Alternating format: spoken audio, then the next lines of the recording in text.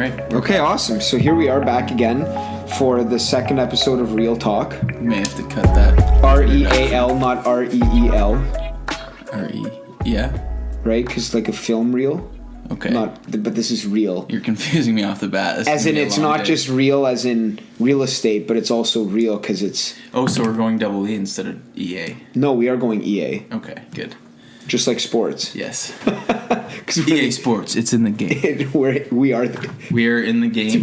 We are in the Drama. game of real estate. This is Curtis Ball. This is Tomas Baranyai. Yeah, so he just butchered my name, but my name's Tomas Baranyai. He's Curtis Ball. I work in Toronto. He works in Kitchener-Waterloo. And yeah, we're just... This is our podcast. This is our podcast. It's going to be based on real estate, but business in general. And other stuff. We're just going to let it go. Yeah, but I mean, I'd like to bring the content of helping people who are, in all sorts of different businesses with interviews and stuff like that. Yeah. You know what I mean? Yeah, and this is definitely the... And it's interesting because we're both young in our career. Like, I've been doing it for 7 years. You've been doing it for... legitimately 5 months. But you've always been in the industry, right? Yeah, I've like been outside. You've been in sales, so you know the sales side of things. So it'll be interesting to get still our both young but experienced points of view in this, because I think just like we were talking before we started recording, it's the industry's changing right now. The industry is changing, and I think every industry's changing. We were having this conversation about some of the changes yesterday with my team lead, and he was kind of frustrated with our new electronic lockboxes. Okay. And he made... How do those... I haven't used one of those yet. So you download an app on your phone, and it's awesome because it tracks everything, right? It'll see when you... Is this the thing that was on Shark Tank? It's called Sentry Lock. I think it might have been on Shark Tank. It might be, but anyways, so the traditional lockbox, you have a 4-digit code. Right. Okay, somebody... Or for the extra traditional, which I mean by saying... Or the dials. Yeah, the dials with the... Okay, let's... with the letters. Those are like from the 80s. Yeah. So we're not going to get into like cranking a video reel for our videos. If we're going to do a history of video, we'll not go back that far. But anyways, we recently switched from a 4-digit or 6-digit code to these Sentry locks, and I like them quite a bit. You get an app on your phone, works off Bluetooth. You do have the option to get a physical card that you just put into the lockbox. That one's not as easy to use because you have to reload the card every day, but whatever. So it's an increased security. Yes, there's hiccups, okay? It's hiccups because of lack of education and lack of experience with lockboxes. But, as a guy who's been in the business for 30, 40 years, he's got his systems in place, and when those things mess up, he doesn't want to use them. I get it, because the old system still works. I just think once this is up and running, by the looks of it, I'm just looking at it online right now. So, okay, so the one that I saw on Shark Tank was really cool. So it was a lockbox that would basically be, you would be given the code, and let's say you booked a showing between 1 and 2 in the afternoon. It would only work between 1 and 2. Right, it would work between 1 and 2, and then when the lockbox was opened, the owner of the house was sent an email or a text, I think email. They know the lockbox was opened, and then they'll know when the lockbox was closed, and they also know who it was opened by and closed by. Yeah. So I think for added safety, though the old method works and it's been relatively good, because you still need appointments, right? You still need an appointment desk. Yeah. You still need an agent. I think this is an extra added safety feature that people will... I mean, it's just... Well, another thing, too, I don't like to fumble through... So one of the arguments against these new lockboxes is any agent with the app can go into any listing at any time. Oh, still? Right, yeah. So if you have a lockbox on your home, and I'm driving by and I see a lockbox on there that's Sentry Lock, I could open that. Oh, really? Easily. It happens every time. But your lockbox now shows Curtis Ball has opened that lockbox at that time. If I do that, it's felony break and enter. Right? Okay. So there's great incentive not to do it. Absolutely. You have a 4-digit... So it's through your phone then, basically. It's through your phone. So it has an ID and all that That's stuff. really cool. It's cool. So you have a 4-digit or 6-digit PIN on your lockbox, and you're a diligent agent, so you do change that number every time you get a new listing. Right.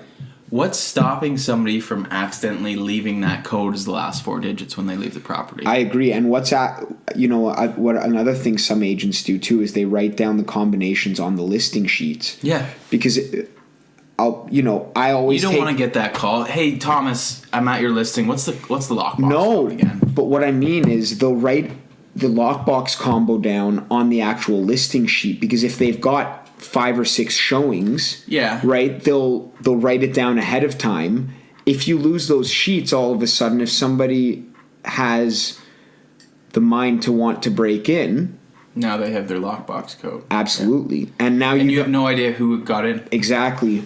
That's really good that it tracks it. That's cool. Yeah. So every time I open a lockbox with these new things, it asks for my code again, or asks for my thumbprint. So you have a code that you have to put into yours. My phone code. So even if I've unlocked my phone and I set it down and somebody steals my phone, if they go to use my SentryLock app, they still can't. They need to re-input that passcode. Right? Oh, so not just the passcode for your phone, but for the app too? Yes, it's the same code. For you? Yes. Okay. So let's use the Kanye example. My phone's code is 0000. Right. Go in the app. It asks me for that same code again before I can actually open the lockbox. Okay. So I think it's good. But anyways, back to the topic of change.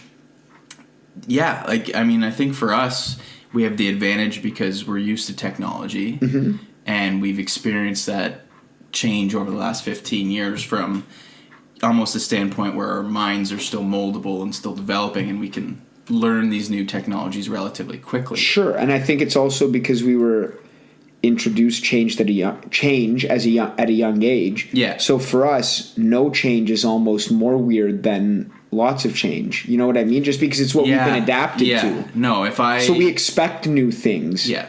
We expect variety. When I learn new things, I'm like, that's fine. This is normal. I'm learning a new thing. Absolutely. It's probably going to be outdated in a year. I'm going to have to learn something new. Yep. That's not an issue for me. But these guys who've been in the industry 30, 40, 50 years, still dealing with clients in that same bracket, I think are the ones putting the walls up. I think so too. And I mean, I think I get it from the older generation too, because they grew up at a time where they had an idea that at some point they would retire, right? And there was a process you would follow. You would go to school. Pay your dues. You would go to school, get a job, pay your dues, get good at that job, hit a peak, work easily through that peak because all the years of predictability. That's right.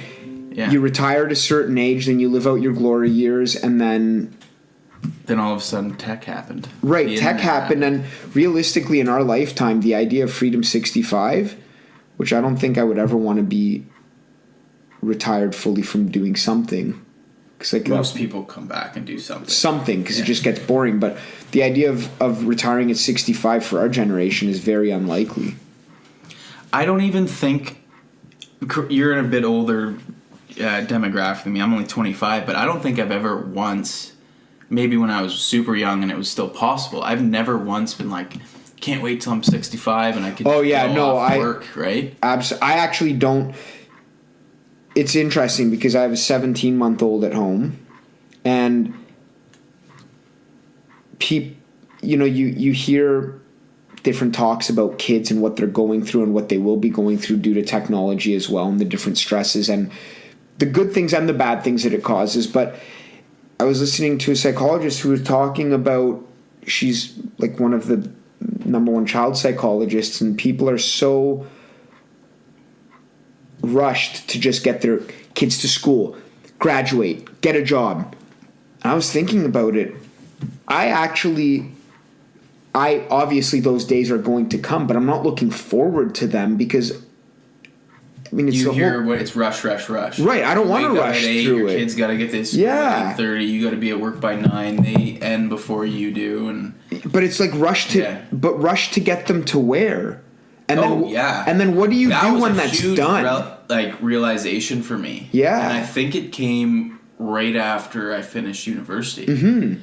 I was sitting there and I had a job lined up and everything was like a 9 to 5, and I'm like, oh, I've made a mistake. I should have joined more clubs. I should have taken time. I should have learned more about myself.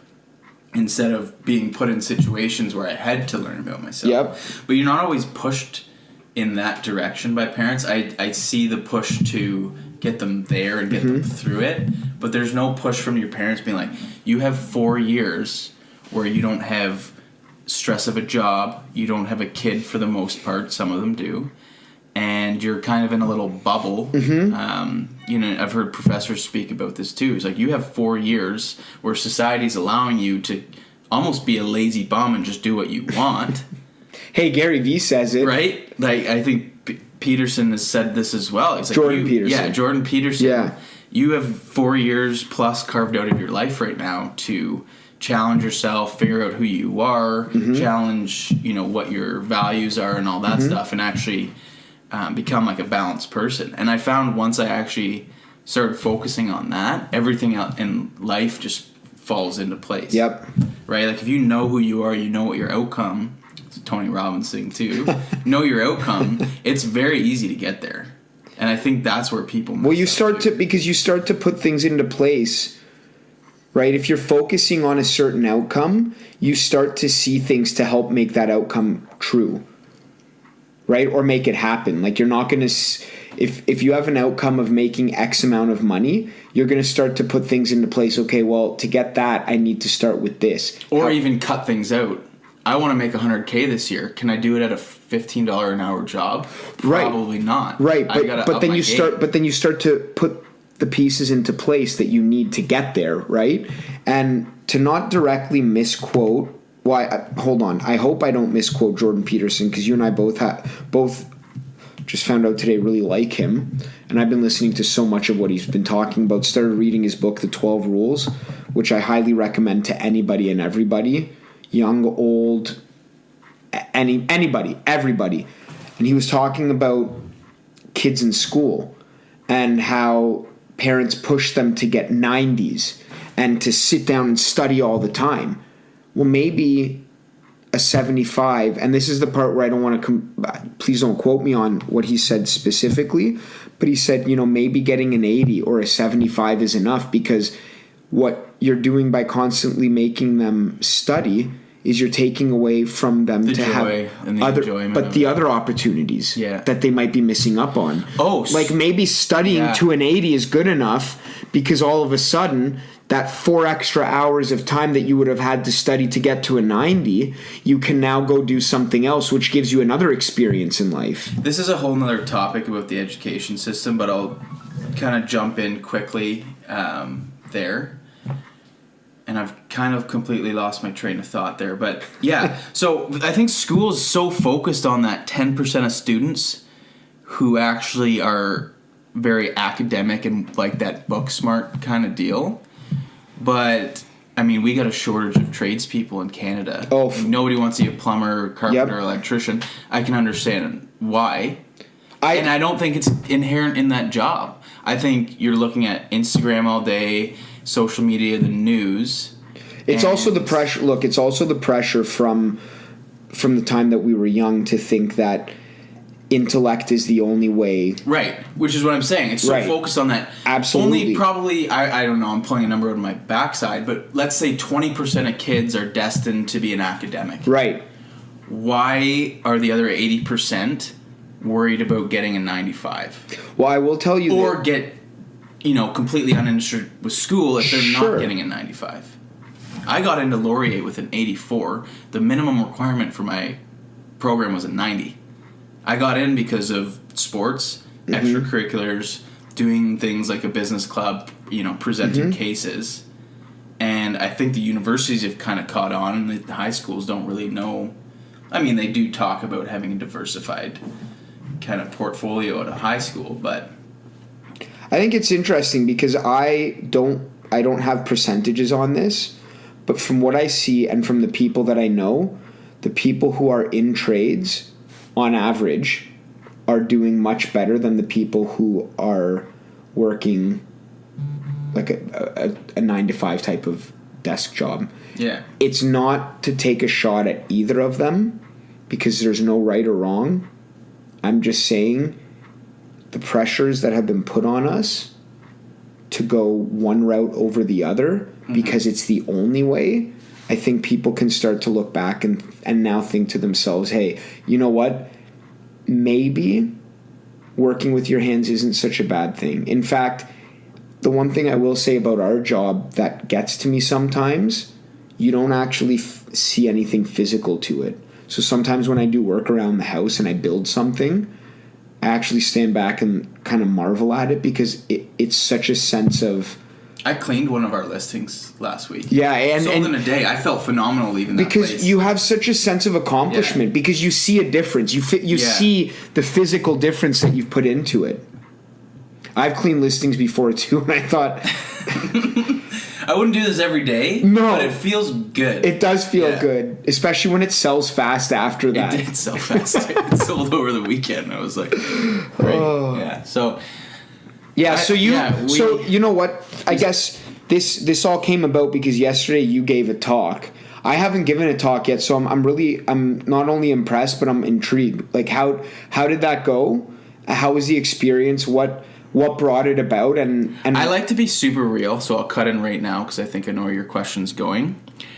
I struggled throughout high school, and I think I presented an image of somebody who was having a great time throughout university, but I didn't feel comfortable. Okay, and that led me to various YouTube channels.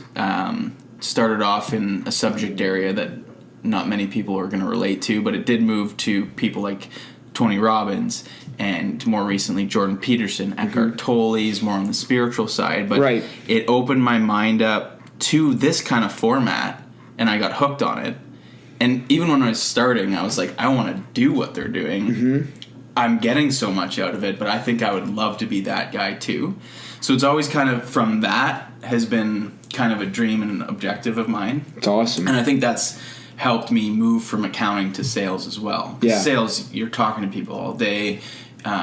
Building trust is a huge thing, and nobody's going to listen to somebody on stage if they can't build trust within that first few minutes. Absolutely. And, you look at Tony Robbins talked about Al Gore's presidency run. Okay. And, Gore had put out that movie, is it The Truth, something, Unforgiving Truth, or the... I know what you're talking about. Such a great movie, though. Tony's point was... He was speaking with Al, and Al knew he was going to lose to Bush. And this was a few weeks before, the final vote, and he was trying to, come up with something last minute. So he calls Tony up, I guess. I'm paraphrasing for sure, but Tony says to Al Gore, if you would have delivered your presidency speech the way you produced that movie, you would be the president right now. Because he had emotion in it, he built trust, he told a story. Whereas when he was doing he's like, we're screwed if we don't do this. Here are the facts, and just kind of spewed out the information. And I think for somebody who's not really into consuming knowledge that way, it's very intimidating, and it will put you to sleep, right? So I kind of really want to be that bridge from I know so much that's helped me. I want to package that there. So I met these guys from Laurier while I was working in Toronto as a recruiter. I thought it would be a great opportunity to build a pipeline of young future agents. And, you never know who you meet through things like these. Yes, they're students. They got parents who are pretty successful. There's a reason they're at Laurier as well. Sure, absolutely. Okay, so they're not stupid. They have a ton of value, and I think people overlook that a lot. I've had people right after the talk say, why would you talk at Laurier? It's a bunch of students. Like, those guys are going to be buying homes in the next 3 years, or they're going to be colleagues. Listen, right? I learned a really interesting lesson in grade 8. We had to do a project. We had to find a magazine, pick out something that would appeal to a kid, but that necessarily shouldn't. So, like cigarettes or alcohol ads or something of that nature, like let's call it a vice. And I remember picking out a Captain Morgan's ad because Captain Morgan is a cartoon and a pirate. And I thought to myself, whether this is the intention or not, I don't know. But appealing to you. it was appealing because kids will look at cartoons, right? And I thought to myself, that's a really interesting way of marketing because you're obviously not trying to sell alcohol to kids because that's not the idea of the ad. You're talking about my pipeline comment right now. No, you know what? it's what Gary Vee does too, which I think he's a genius for. You appeal to a generation that starts to like you now, because by the time they become successful, you're going to be the brand that they think of when they think of a certain thing. Mm-hmm. Paul Blart Mall Cop 2 was filmed at the Wynn and Encore in Vegas. What do you think's going to happen when every kid who watches that with their parents might say, we're going to go to Vegas? Where are they going to want to go? Yeah, which casinos are they going to And where are they going to spend their money? Yeah. It doesn't only work on a subliminal level. Like, it's not to say that there's trickery involved. It's just smart thinking. Mm-hmm. So when you can do what you've done, which is help somebody by educating them at a young age, it's not like you're not bringing value, right? It's not like it's a trade-off, because even if you don't get any deal from it, it still served you in many ways too, to get you to a certain emotional part in life, right? Like breakthroughs I'm talking about, right? Honestly, and so I think it was a phenomenal experience. Right. Let's get back to that. Right. So I think everything that you did was very smart. And just to bring this into helping any listener, if you can somehow market to a younger generation and the idea of the payoff coming 5 to 10 years down the road, as long as you keep up the good work, there's absolutely nothing wrong with that, because there's other business to be had currently, right? So it's... Yeah, you have to do a balance too. Absolutely. Right? You can't just focus on your pipeline 5 years out. But, I mean, even when I was first starting listening to those Tony Robbins stuff, sure, and there was a few others that I picked out, they would bring up the fact that most of the people who come to their seminars religiously don't actually want the information. They want to do what they're doing. Right. Well, it's actually... So it's interesting. I just came back from a Tony Robbins seminar in New York, and he actually so Tony Robbins is big on the 6 human needs that he's broken out. So certainty, uncertainty / variety, significance, love, and then the last 2, which are on the more spiritual side, are growth and contribution. And he described addiction, which was a very interesting way to look at things, that things become addictive when they meet 3 out of the 6 needs. Mm-hmm. I was just listening to one of his podcasts on that too. So when you talk about the people who go to anything over and over, it's because it's meeting certain needs for them, which is really interesting. Certainty definitely being one of those. And significance. And I think the other thing that I was a huge takeaway for me among many others is how people will often mistake significance for love. Right? So this is why you have the generation right now on Instagram doing all the things that our parents would have literally died to do. Couldn't even imagine, probably. Killed us for. Oh, yeah. Like some of the stuff that but people I mean, deep down, they really wanted to. I think there's jealousy, too. I've spoken to my parents about it. Okay. Specifically my mom. Like, she had... I think my parents would have probably been the generation even older than your... My parents are mid-50s. Yeah, so mine would have been. So I'm not going to mention my mom's age, because if she ever hears this... My mom still acts like a 20-year-old, but, I mean, maybe that's why she's on this side. Love you, Mom, if you're listening. Probably would have tuned out within the first 5 minutes of this, but if you've stuck with us, hi. And thank you. and thank you for bringing me out. No, but she had a kid when she was like 22 or 23. A kid. Kind of forgetting where I am involved in this story. With my dad, like married at 22, kid at 26. Wow, okay, 28-year marriage. Unfortunately, we've ended that, and it's definitely a new dynamic. But she's having a great time now, and she's she got a boyfriend. She's doing more activities that she wanted to do, and I think the pressure for their generation was what you just started off the talk with, was that you got to get a job, you got to get a house, you got to get married. There's a protocol after your high school, college, and then you're retired at 65. And now I think you're seeing a large portion of that generation going, "Holy crap, am I going to get to retire at 65?" And that's putting a lot of strain on them, which then just trickles down. Sure, and then it's also keeping them in their jobs longer now, which is providing less opportunity for... Right, so there's such a trickle-down effect at so many different levels on this, right? Were you told when you were leaving university, there would be a bunch of baby boomers ready to retire, and you would have the pick of the litter? No, because I mean, my situation was different. You were probably a bit older than that, though. Well, at the end of third year, my dad passed away. Mm-hmm. So I ended up being put into a job, which led me into real estate because I became a property manager overnight, right? So we own industrial commercial property, and my dad was taking care of it, and then he died out of nowhere. He died of a heart attack. So it was at that point where I was obviously not just going to not take care of it, right? And I was going to help my mom with whatever I could. So for me, coming out of university, it was really trying to get grips of what the hell is going on, because my dad died when I was 22. 21 technically, right? And I was finished school at 23. So then I was like, you know what? I do like this idea of working with people, because property management, you still work with people. And I thought, okay, I want to get in. I always knew I wanted to be a business owner from the time I was a kid, because my dad was a business owner. And of course, from a kid's perspective, when we went to Disney World, it was like he didn't have to get permission from anybody to go.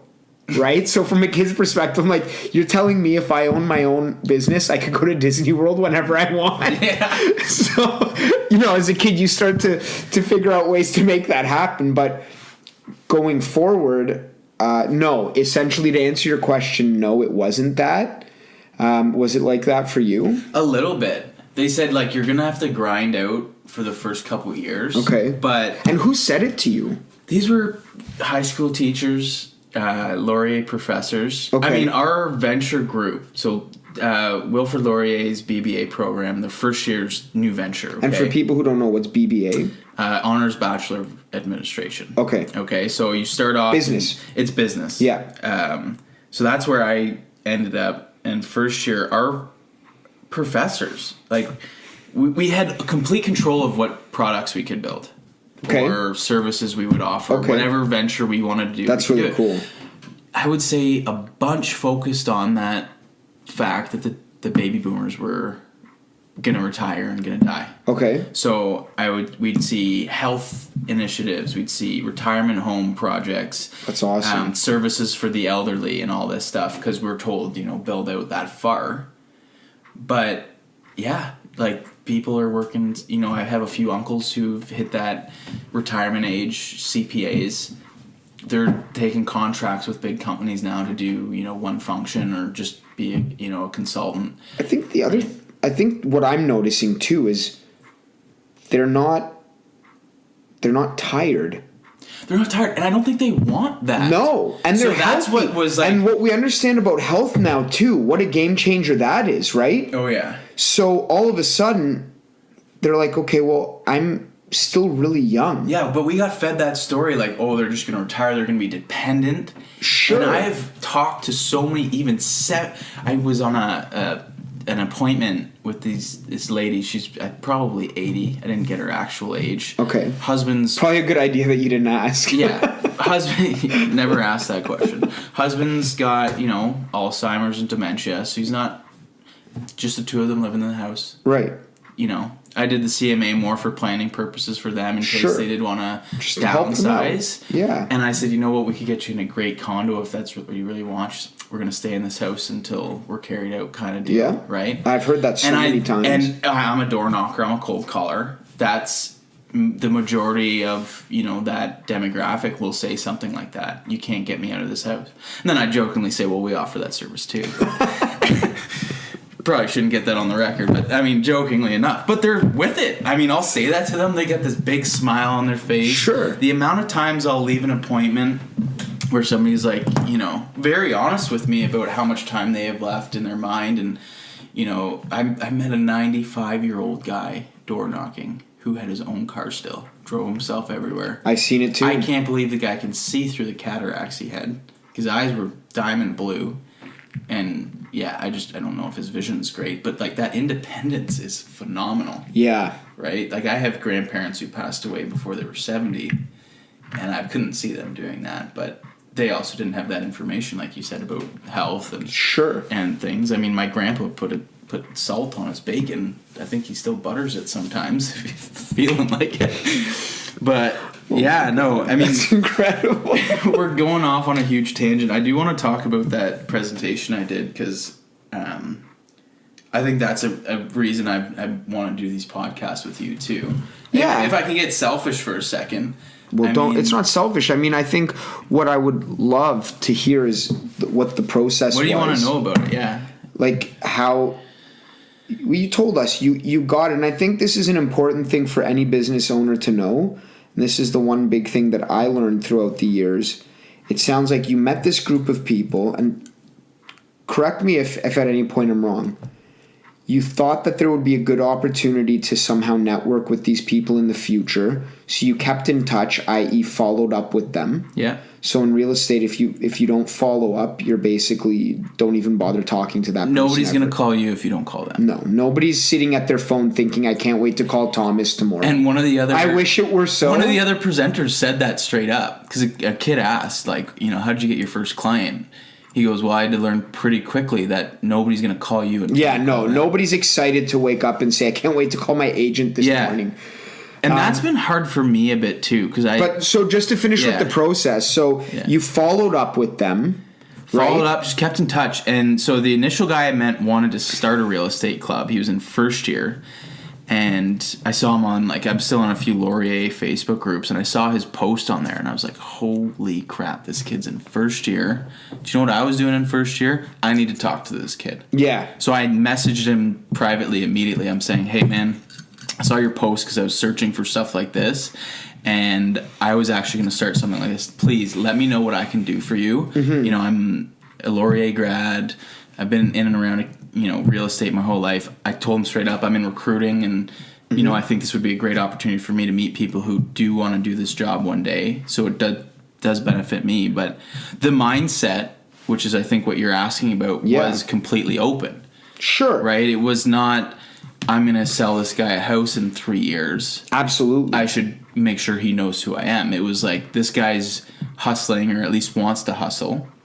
And I'm in a position now where... To help. Like, Curtis in first year university could have used Curtis today. Absolutely. I'm sure you could say that about every year of your life. Well, you know what? McConaughey, right? You got to chase the guy. Absolutely. I look up to myself 10 years from now. One of the greatest speeches ever given. Time. Short and sweet, but to the I cried. I teared up. I don't Did know you? if I cried, but I got. I just remember watching it out of the blue, and it wasn't. I mean, on YouTube, and chase yourself 10 years from now. Yeah, so that's kind of I was like, I wish I was like him in first year. I want him to do well. That was the first thought, and then I love helping motivated people. There's nothing worse than wanting to help somebody who doesn't want to be helped. Yeah, that's and I kept absolutely. doing that for a while, and then I was like, I'm gonna wait till I see somebody who deserves it and wants it. Yeah, I mean, if we were in the industry of helping people, it would be a different story. But we don't have enough time to try to motivate people, right?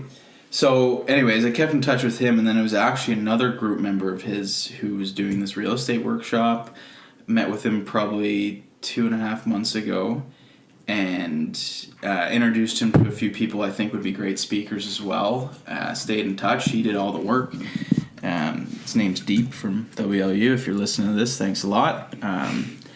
But yeah, I mean, it was phenomenal. There was me, Nathan Flanagan from Flux Realty, just started his own brokerage. Andrew from Royal LePage, 2 great guys who are doing property management, one for Rent Hero. Quantum is the property management. Gotta give everybody their tag while absolutely. I'm doing it. But I mean, I think I got more out of it than most of the students did, unfortunately.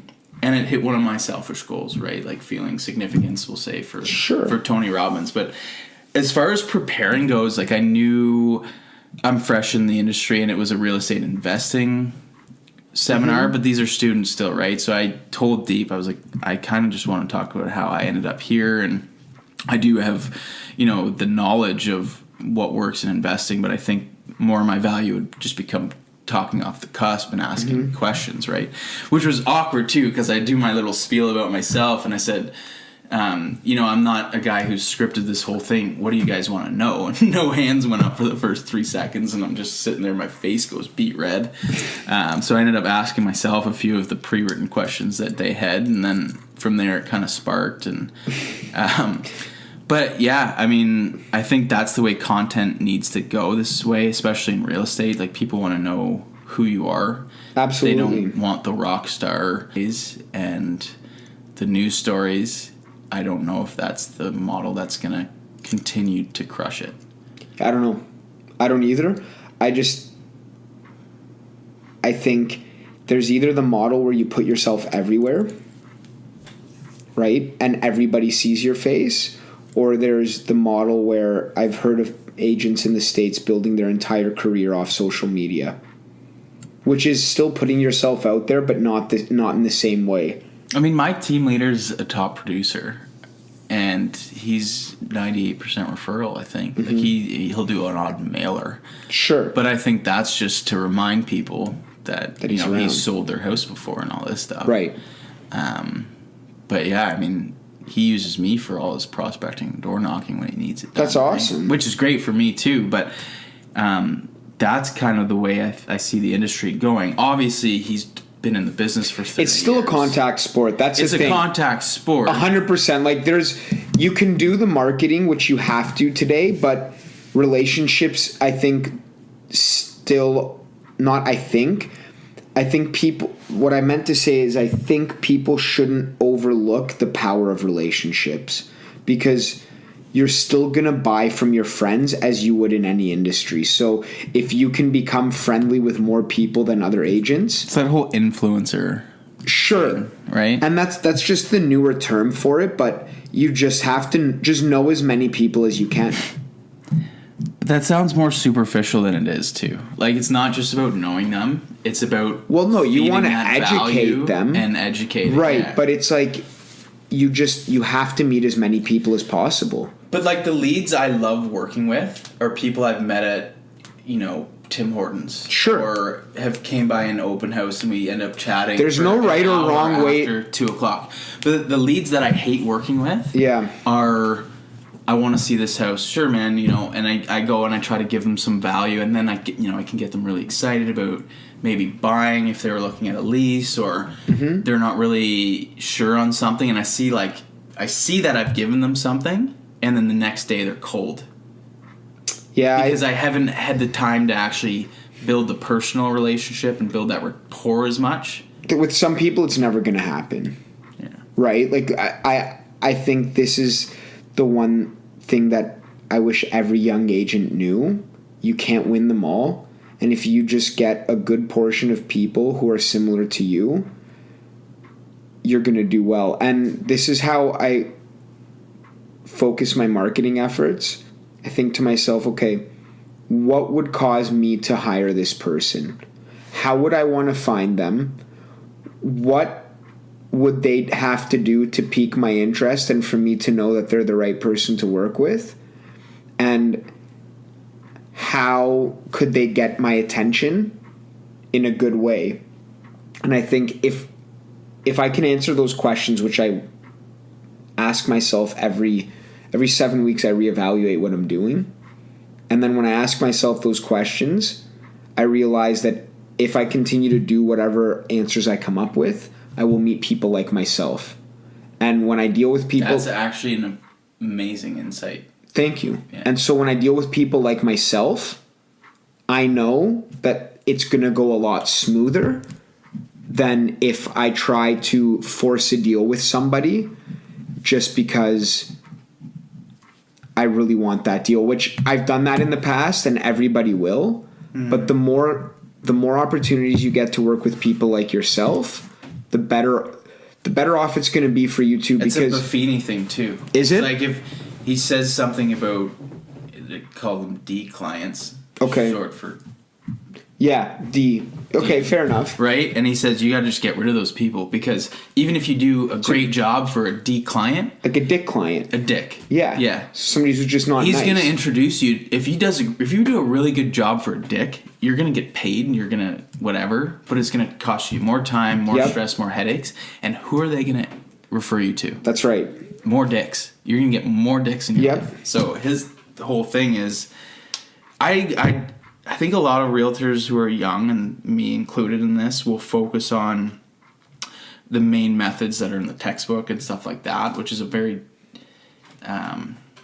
it's not a very customer centric model. It's very agent centric, and I think what you just said nails it on the head, especially for agents who don't need to be $1 million agent. They want to make a good living and make enough to invest, save, and donate a bit back. Absolutely. And, be a positive influence in their clients' lives. And that's a much better way to go about it than, so-and-so does this number of bus stops and he's on the back of, this bus and he's doing mailers every month to 10,000 houses. So I have to do 12,000 and I have to be on this many bus ads. Yeah, I agree. And I think the other thing that any business should focus on is themselves and not what they're... It's a good idea to see what your competition is doing to maybe use it as an idea, but don't look at what your competition is doing with the thoughts of outdoing them. Just do what works for you and do it really well, and you're going to attract the right person. That was a mindset I was into for a long time. I think we're all in that mindset. Competitive competition is good, right? It comes from a Latin term to push each other to the best. I learned that from Tony Robbins, okay? I didn't know you were Latin. I'm not. Background. I'm not Latin background. You went so academic there. It was amazing. Yeah, thanks. But so the idea to compete is good because it pushes two people to be their best. I know, but I always put myself in a hierarchy.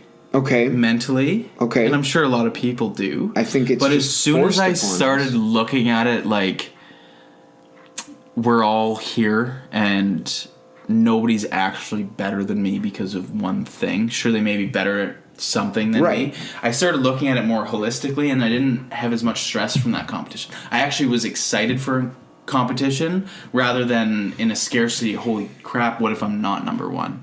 Okay. And my girlfriend got this out of me the other night too. She goes, I mean, she didn't say this to me straight up, but she did it in a way where I realized I am deathly afraid of being embarrassed. Okay. Where nobody wants to be embarrassed. Sure. But there's a good way to react when you do get embarrassed. And I think a lot of what I've done in the past was preemptively making sure I wouldn't get embarrassed, or if I did get embarrassed, I would play it off like I didn't care. Right. Rather than being like, oh, I'm embarrassed. Crap happens. Yep. Time to move on, because it's not a big deal. No. And is being embarrassed a big deal? It's not. If you asked me 10 years ago... Yeah. Sure, and I think that that's part of growth too, and getting older. And people say it's getting older, but you would hope that it's because your mind is growing, not just because you've aged, right? Right, but don't be embarrassed if you don't have 12 bus ads and you're not. Oh yeah, no, the top definitely guy in not. your office, right? I think that will take so much energy out of you that your business is going to get crushed. I think if you focus on being the best possible person you can be, agent and person in general. Back to McConaughey. Right. Compare yourself to yourself. But if you being the best version of yourself gets you to number 1, so be it. But if it gets you to number 10, and you're happy, and you look at the rest of your life and it's also all good, we need to appreciate that a lot more. Which goes back to the schooling thing. Right. You don't need a 95. No. You can't judge a fish on its ability to fly. No, because I also know a lot of people in school who did get 95s. And I look at where I am now, which I wasn't good in high school. What's the old saying? A students teach B students how to work for C students. Have you heard that? I've never heard that, but I couldn't tell you how it couldn't be farther from the truth in the age that we're living in right now. You think it's far from the truth? I think so. A students might help B students in school, but when you look at 80% of the most wealthy people in the world... I think they're saying people who start businesses are the C students who have vision and drive. Okay. Just not necessarily in academics. Okay. B students are your customer service reps and all that stuff, and A students are your managers who are teaching them how to do it. I think that's what the saying was talking about. Oh, okay. That's interesting. Yeah. So an A student, you can be a lawyer... you can be a doctor, you can be very informative, tell people what to do, and be in a role of significance. Okay. But they're typically not going to take that risk and leverage themselves as much as a Bill Gates or a Steve Jobs, who are probably A students too. Well, I mean, Bill Gates, I don't know about Steve Jobs, but Bill Gates dropped out of university. Yeah, right. So See, the other thing too is, which I didn't know about Bill Gates, but proximity is power, right? If you want to achieve certain success in a certain career, you have to put yourself around the best in that business, because they're going to force you to level up just to stick with them, right? That was one of my points in my talk. And so too. Bill Gates, his parents, I didn't know this, but they were on the board of directors at IBM. So he had an immediate in to IBM. I'm almost 100% sure it was They IBM. leave this out of the documentary to make Do it they? look more like a triumph. I don't know. I haven't seen Either way, but the idea is proximity, right? I never knew that, though. His parents, I learned this from Tony Robbins at Business Mastery in Vegas. So the idea is it's proximity. So if you're in proximity to the people who can get you to that next level, be there. For him, it happened to be his parents. And then he thought to himself, too, is not how can I sell... how can I create the program that runs to sell it to a computer company? But he said, how can I become... So his better question was, I screwed this up somehow, but his better question was, how can I be the intelligence that runs all computers? Right, yeah. And then IBM wanted to buy it off of him, and he convinced them to rent it off of him. Biggest mistake they've made. Sure, because look at Microsoft and IBM now, right? So... So there's listeners out here going, holy crap, I want to do this, but I don't know anybody in this field. And I think there's listeners who are like, oh, I do have those connections. Use them. But don't First of all, use them. Not use them, but suck up to them. No, not necessarily that, that's why I say get yourself in their room. Help them Can first I get of your all. Coffee? Can we chat for Whatever 5 it minutes? is. I'll get you a coffee. Absolutely. Right? And those people who don't have those connections and don't know, where do you start? So one, I think you have to start on the internet and just start searching and immerse yourself in a search. Find out who the best are, and don't just spend 5 minutes and say, "Oh, I didn't get it," because we all know that that's bullshit. If you really want something, act as though you not getting there is as bad as not taking the next breath. Want it as bad as you want to breathe. And I know that Carrot sounds... and the stick, says right. Tony Robbins. And it's tough because there are some people who say, okay, I want that, but I've got all this hurt. And I'm not here to give that emotional advice on how to get over those hurdles. There's people much better for that. Listen to lots of Tony Robbins. Prime yourself every day. I don't even mean emotionally, though. Like, if I didn't how know to do it? Okay. People at my office, I know the answer. I'm just trying to get you to say it. So talk to as many people as possible in that field and listen to your gut. If you think something feels right and you think that person is the best opportunity for you, see if you can get a free internship for them. See if they're just willing to even sit down and give you advice. I can tell you, if somebody came up to me now and said, I'm starting out, I know you've been in the industry for 7.5 years, can you teach me what mistakes to avoid? I would take that as such a huge compliment that they would even want my advice. I would sit down with them and I would offer to mentor them, right? Yeah. And if they wanted to use me to get to the next level, by all means, because I would get the opportunity of learning proper mentorship, and then they would get the opportunity to use the things that they've learned from me as leverage to talk to the more experienced people person. out there is a right way to do this. Don't just ask them and sit there and listen. Bring a freaking notepad. Follow up with them. Again, nobody's going to call you to call them. And if they're busy, keep calling them, because when I'm busy, I focus on the things that matter most, and that's it. Because the other things I can get back. You can't. You can only stretch yourself so much. So, also figure there's probably certain times to call them that are better. Don't ask an agent in the spring market if they could take you under their wing, because they're probably going to have a lot of work and they're already worried about being able to get all their work done on their own without having somebody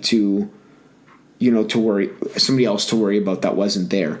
So I would say, maybe even message them on Instagram, although I think that's, personally, from what I'm seeing, that's being so overdone now. It's a weak move, yeah. And it's just, it works, but, Person's the best. In person's the best. Or just call them. Honestly, phone calls have become such a thing of the past. I remember I saw Gary Vee at a talk, and he said, raise your hands if you would rather receive a text than a phone call. I think 95% of the room put their hand up. But then when you get that call and all of a sudden, you might even say to them if they're an older agent, hey, I would love to learn from you. And in doing that, I took a look at your website, your Facebook, your Instagram, whatever it is. Either they have it and they're doing a bad job, or they don't have it. Offer to do it. Offer to do it for them. Right? If I want somebody's business, my value is that I'm going to sell their house for more than the competition, among other things. But how am I going to bring that value across on the listing presentation, right? When you pitch to them. And I think this is for people who have a job too, because I was having this discussion with somebody. When I applied for a job as a teenager, I would give in my resume, and then I was told, we'll let you know next week. And then I was told not to follow up because not to bother them. If you want something in life, and that's you have to go up with that mindset too, and it go after hard to do this. What we're telling you to do, right absolutely, but go after it. Show them you care, because if the difference is choosing the person who's shown interest or the person who just dropped off a piece of paper or an email nowadays, which is even less touch, which one's going to work, right? And you kind of sometimes have to get through a couple no's that are almost automatic from the person. Well, because they're knee-jerk reactions. What's interesting about a no, though, which I learned too by listening to Chris Voss, who used to be the lead FBI negotiator for hostage situations.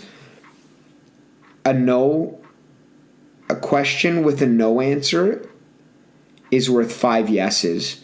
So if I'm negotiating with you, or if I'm asking you because I need permission to do something, and I phrase the question in such a way where you are compelled to answer yes, you're likely going to defer to no, because when people give a yes answer, they feel like they're painting themselves into a corner and they're committing to something. When they give a no answer, they're more likely to feel like they're the ones in charge. So if I was to say, hey, Curtis, we've done the past few podcasts in Toronto. Would you be, in Kitchener-Waterloo, would you be totally against coming to Toronto next time? No, I wouldn't. Thomas. No, I wouldn't. Hey, do you want to do this in Toronto? That's a yes answer that I would need you to give, right? But all of a sudden... Yeah, you got to think, do I? Well, do I want to go to Toronto? Okay, I got to drive, and you start going through, and if I commit to it, how do I get out of it? But maybe I can't get out of it, and all of a sudden, I've forced your hand, right? Yeah, or you're talking to somebody, instead of saying, do you know somebody who's thinking about buying or selling? Yeah. Here's my flyer. I understand you're not in the market. If you found somebody who is looking, would you be opposed to passing my flyer on? There we go. No, I wouldn't be opposed to No, that. not That's at all. easy. Why would I mind? Right? And boom. Yeah. That was good. So, yeah, this is a really interesting process we've went through today, because I really like conversations like this. And I think, I hope that people can just understand, starting out, whether you're going to be working on your own, working for somebody eventually to work on your own, whatever the job is, there's a lot of value that you can bring even in a team. Where I was having this discussion with somebody at UPW, which is Unleash the Power Within for Tony Robbins. He was trying to sell people business mastery tickets. He hadn't been yet, and he asked me if I was there. And he said, is it worth going? I thought that this was already an interesting conversation. Somebody trying to sell me something that was asking me whether it was worth going, right? So I thought, I'm going to give this guy value somehow. And I said, do you own your own business? He said, no, I work for somebody. I said, okay, do you ever want to own your own business? He said, I'm not really sure. I haven't given it much thought. I said, okay, that's fair enough. It's really not for everybody, and that's not a bad thing. And I said, okay, so are there ever opportunities where maybe your boss might need to either take a vacation or an emergency might happen where he's got to leave town for a week. And the emergency could be anything. It could be an unfortunate health reason, or it could be anything. I said, if you have the skills that you're going to learn at Business Mastery to be able to help him out, who's the one that he's going to ask to help out? And then all of a sudden, you go from being one of the employees to the number 2. And the best part about being number 2 is when shit hits the fan, it's still not on your shoulders. I love how you called them number 2 and then shit hits the fan. Because it's like I didn't even think of that. I didn't even think about that. But so my point is, there's always value to bring to anybody at any level, whether it's a number 1 or a number 2. Okay. Yeah. And sometimes it's better to be number 2. Because the assistant coaches for the Leafs are usually the second coach fired. Oh, jeez, this is fun. I don't know if we actually talked about the topics we wanted to. But No, we did because yeah. I think a lot of what I wanted to ask you about too is how you got on stage. Because as much as I love talking to people and I'm very comfortable in this format, and I'm comfortable, it's so different. It's so different, and it's one of the things that I want to do to get over my own fear of it. I could get you in.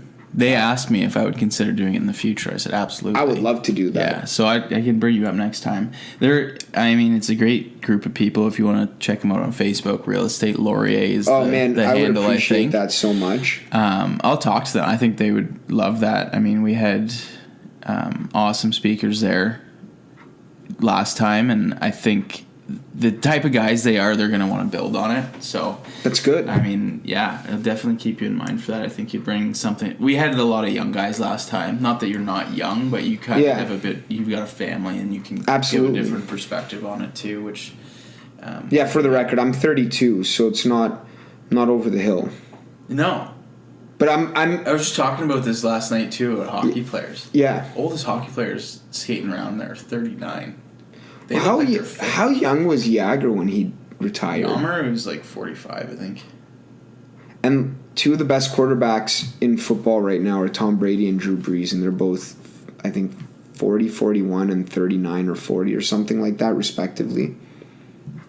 Yeah, which just goes back to, I think now we've truly come full circle about this whole retirement thing, right? Because Tom Brady was interviewed and people asked him, well, why don't you think of retirement? First of all, he says his body feels the best it's ever felt because of his diet and the plan that he's on. And he said it's easy now. There's not a thing that a defense could throw at him that he hasn't seen in 20 years in the league. You're in that.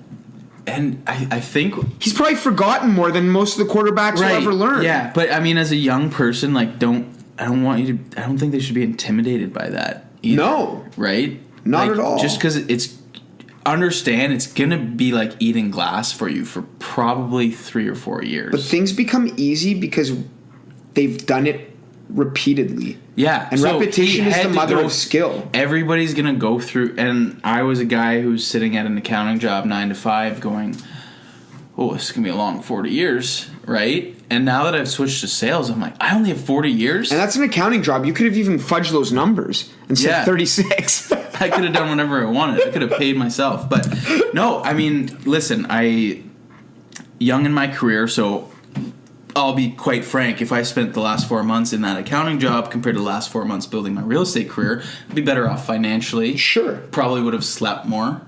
But I have not been as stressed as I was there for 1 second. Mm-hmm. Right? Like, I'll work a 12-hour day with 12-hour days broken up by meeting clients, doing stuff like this. Yep.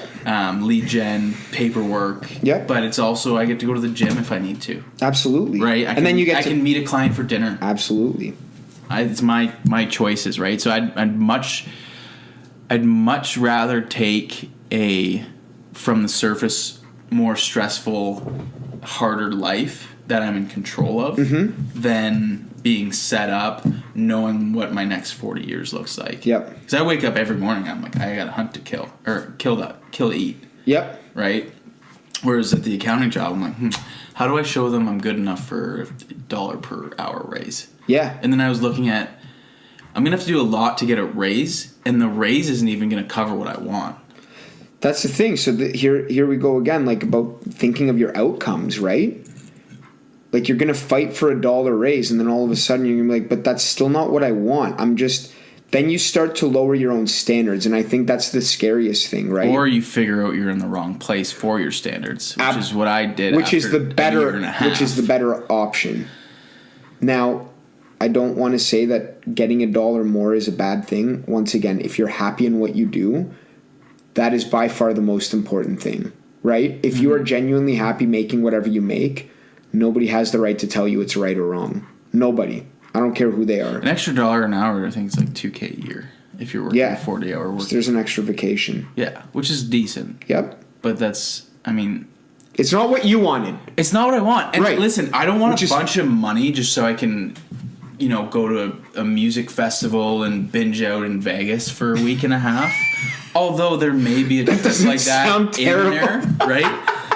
But no, like I'm looking at, my family split up and obviously we're not a unit anymore. I want to be able to support my siblings if something happens, right? My parents are getting older. I want to know that I'm self-sufficient. Yep. And I don't think the path I was on was showing me a path to get to self-sufficiency, right? You're dependent on your boss. What if your company does bad? What if they downsize, right? So, I still have those skills. If this wasn't working out, that's my backup plan now, though. My plan A is now my plan B, and I feel way better about myself, and I didn't even know this was a possibility too, right? Well, and I think that's, probably in closing now, because I think we've pretty well discussed as much about this. I don't know. Anyway, I was going to say, like, you don't know until you try, right? I think that was a great point that you just brought up. Like, you really just don't know until you give it a shot, and just give it a shot. Like, don't overthink it. Just go for it. So UPW, we all do the fire walk, right? And you're walking on really hot ambers, and the idea isn't to sit there and think about how hot it is, and you just go. And that's what the decision was. The decision always has to be just go, and I stopped contingency planning for the future, and that's what made me jump into action. And by that I mean, I used to think, well, if I quit this job and I don't find something in the next 2 weeks, I'm not going to have money. I can't pay my loan payment. I can't do this. I can't do this. Can't do this. Whereas now I'm like, I'm going to do this. If it doesn't work, I can adjust. I can adapt. I can overcome. Yep. I'll go do this instead. That's not working. Okay, I'm going to tweak it. Okay, I'm going to tweak it again. This is kind of working, right? Now, no matter what situation I'm in, going on stage unprepared in front of maybe 40 students who are investing their time at 8 o'clock on a weeknight, and when no hands came up, I didn't, I probably did blush a little bit, and I maybe showed some nerves, but I was like, okay, what am I going to talk about now? We had some questions that were sent to me. Let's start with those, get you guys warmed up, right? And I just kind of snapped myself out of it. Curtis 4 years ago would be like, I need to have a fully scripted thing. I need to have, charts. Well, what if somebody asked, like, what if this, and you're going to be crippled by it? That's really interesting that you said that too, because that makes me think. So I listen to a lot of Jocko Willink. He's an ex-Navy SEAL, and he's really big in the leadership. Is that your chin-ups guy? The 100 chin-ups thing you told me about? Maybe it's a different guy. Continue. Maybe, but he built a company that teaches leadership in the workplace with a former Navy SEAL member on his team. Former Navy SEAL member who was on his team, and they teach leadership. And I highly recommend listening to his podcast. He interviews Jordan Peterson twice. Oh wow, those are really good interviews. So I would just jump right to those for yourself. But he talks about leaders always wanting to say that they know everything is more of a detriment to themselves than the leader who's willing to say, I don't know. Because if you say you know everything, all of a sudden everybody who's working, under your leadership is going to think that they also need to always know everything. Not only that, or that they're going to have to lie about it because you might judge them for not knowing it, because it's not possible to know everything. Have you started telling a client something about a certain area or house, and then they just go, I know, and you weren't Yes. even at your point yet. Yep. And then where do you can't continue that line of thought, right? So that's Yeah, I mean, I that's asked so them- dangerous Yeah. to say, I know. Yes. Because As they a might be leader, missing out on something. Yeah. Yeah. Like, So no, it's true, and it's okay not to. It's okay not to know. And I think now that we have this outboard brain called a phone, the idea of memorizing everything is useless because we're taking up from that 100% that we have in our brain. We're taking up space that we could be using towards thought and problem solving and processes, right? And processing information to use it the best. yeah. So- and we also misuse our phones. Sure. I think I have my screen time per day is about 6 hours. Yeah, mine's Apple about tells 5.5. me. Yeah, I don't like that. That's a quarter of your day. I think a lot of it, though, I don't know how much of it, but every time I unlock it, just out of habit, and then I lock it again. Yeah. That's a misuse though, dude? Yeah. That is a misuse. You shouldn't have that compulsion. And everybody does. I did the same thing. Yeah, it is. But we need to, I think, figure that out. And you said it earlier about how technology is affecting kids and stuff. I don't think it's great. I mean, leaders of Facebook and Twitter, that's a whole other conversation, but the anxiety and all that stuff. Yeah, I mean, I think it can be so powerful. What hit me was when I read an article that said that the CEOs of a lot of these tech companies in San Francisco and the higher ups send their kids to private school with no technology. Yeah. So if they're sending their kids to school with no technology, they obviously understand the effects it's having on them. And that part worries me. I think it hinders creativity a lot too. Yeah, and I mean, I think when you start to realize what it does to the brain, which is every time you swipe up on Instagram, Dopamine hits. the dopamine, but not a full hit, right? It's just a little bit. And then you start to see these... We need to get a science guy on the show. I think. Yeah, we do. Psychologist. I mean, Jordan Peterson. yeah. If you're listening, Jordan, Please. we'll invite you. Please. 2019. You got time in 2019. Let us know how we can We're help gonna you. at you on Twitter when we post this. Let us know how we can help you. And Let us know what we can do. Yeah. I will follow you with a microphone and a camera if you want me to. listen, Curtis will follow you with a microphone and a camera if you want to, and you and I can discuss. Okay. Anyway, if you've been listening up till now, can't tell you how much I appreciate it. Yeah, same here. Click the follow button below. Click the like button, and let us know if there's but any only topics. if you want to keep hearing us. And let us know if there's anything that you want us to discuss. And we're going to be interviewing small businesses in the future and just getting other people on for interesting discussions. So thank you, everybody. Goodbye. Yeah. Take care.